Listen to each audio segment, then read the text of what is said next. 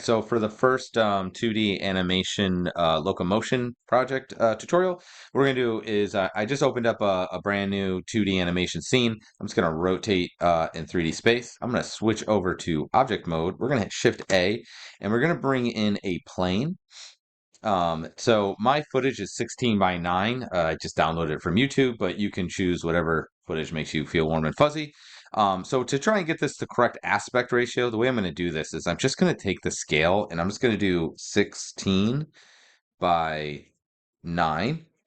Now this is going to be way too big. Yeah, 16 by, there it is. But I can just hit S and it'll scale it proportionately down. So I'll just scale it to whatever size I need. But now what I want to do is actually put my image on there. So we're just going to go to the material. We're going to create a new material. Let's rename this. Come on. There we go. We'll call it. Ooh, okay, I thought I did. We'll just do it here then. Doesn't seem to. Oh, it just wasn't updating. Okay, we'll call it ref um, footage material. Okay, enter. Okay, and then what I want to do is I just want to replace the base color. So I'm just going to hit this little dot next to it to make a connection. And we are going to do an image texture.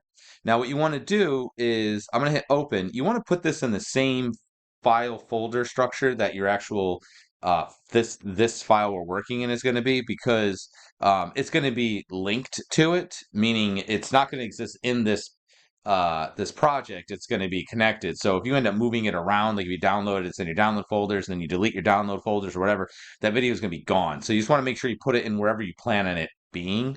I already did that, so I'm going to hit open, desktop, 2D animation, locomotion, and then I have my thing right here. So there's my footage. Um, so a couple things we need to do, because you'll notice if you scrub, nothing's going to happen. And that's because it just shows the first frame. So you have to tell it how many frames you want to show. So I'm just going to put in 2000. I know mine's not 2000, but I just want to put in a large number to make sure it's enough to see it. If you scrub, you will again see that doesn't work. And that's because you have to hit on auto refresh. And now you will be able to hit play or scrub, and you will see the texture there. The other thing you want to do with this actually is take the roughness up. You'll notice it deepens the colors. That's just because it's reflective. Roughness will make it more rough, so basically it'll make it a matte material. So what you're going to want to do from here is find where you want your footage to start. So for mine, I'm planning on doing this pig because I'm going to do a pig, but as my dog, so the hog, I guess. So I'm going to get to where it is. Okay, once I get close, I'm just going to use my arrow keys, and I'm just going to arrow back until I find basically where it starts. And it starts on 1544. So I'm going to go to offset, and we're going to choose 1544. Enter. It's going to be offset here because it's different now. But if we go back here, you'll see now it starts at 1544. One of the issues that you will notice is, I'm going to zoom in here. It starts at frame 0 for whatever reason. So we're just going to do start frame. Let's just do 2 and hit enter. And that will just make it so the first frame is on the first thing here. So you'll see frame 1 is where it'll start. I'm not sure why we have to do that, to be honest with you, but for whatever reason, that's what it needs to be. Now you will notice if you go past it, it'll go into the next stuff. But to be frank, you actually only need the total length of the footage here. So I'm not really too worried about, like, we're just going to make this range the same as my pig range here. So now what I'm going to do is I need to rotate this 90 degrees, and I need to rotate 90 degrees on X, because imagine there's like a pin, and that's the axis you rotate around. So I'm going to go here, and I'm going to make sure we're on frame 1, and then we're going to go ahead and I'm going to do this real quick too to make sure there's no keyframes. Okay, so there's just on the first one here. I'm going to go ahead and on rotate um, X, we're just going to type in 90. That'll rotate it 90 degrees. I'm going to click to go into the camera view here. You can see it's way too big, so I'm just going to make sure I have it clicked to select it. Click in here. I'm going to hit S, and I'm just going to scale it down. And I'm going to hit G, and I'm just going to move it over here. Okay, I'm going to scroll out a little bit, and then G, and put it over there. We could probably make it a little bit bigger. I mean, it doesn't really matter. You can size it and move it around however you want. I just want to get it over there because I'm going to draw in here. So I just want this as basically reference is really all it's for. Okay, so that being said, I'm going to now zoom into it, and I'm going to keep an eye on when it loops. So I'm just going to use my arrow keys to go through the frames, and this one's a little bit easier because I could see it up here, how far I got to go. So it looks like,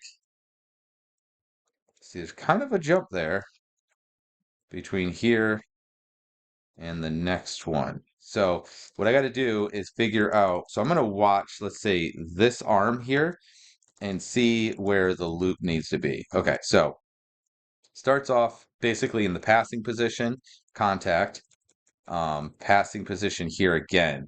But if I look, that will not probably be the same as here. So that is in that back leg is, I think, in passing position. And right here, oh, it's pretty close. What if we try to do, I'm going to try just doing 21. So let's try typing in 21 and see if that gives me, oh, I'm going to do that. So I'm changing my end rate, my end thing there. I'm going to go to playback and have it only limit to frame range. And now what I'll do is I'll hit play and we'll see if it loops. And so the front looks okay. I'm looking at the back. I'm not sure if the back is okay. So that looks like that. I think, well, let's say we go, let's try 22. Um,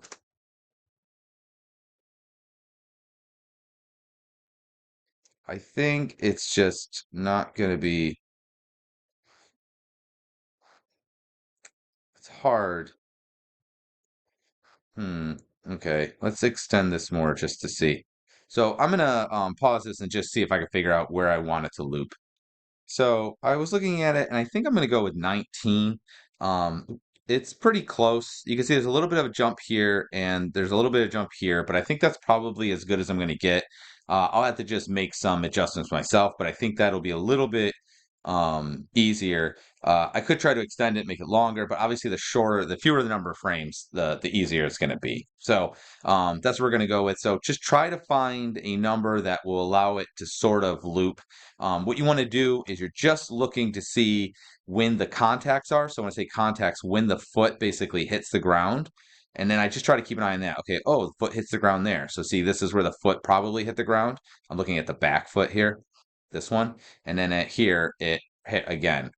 And you can also see this is in passing position, meaning when it's halfway coming from the back to the front, that's passing. And if you look uh, here, it's roughly in these are both in passing, like they're halfway between each. So, yeah. So I think that's probably pretty good. That's what I'm going to use, and I'm just going to work from this in the as we move forward.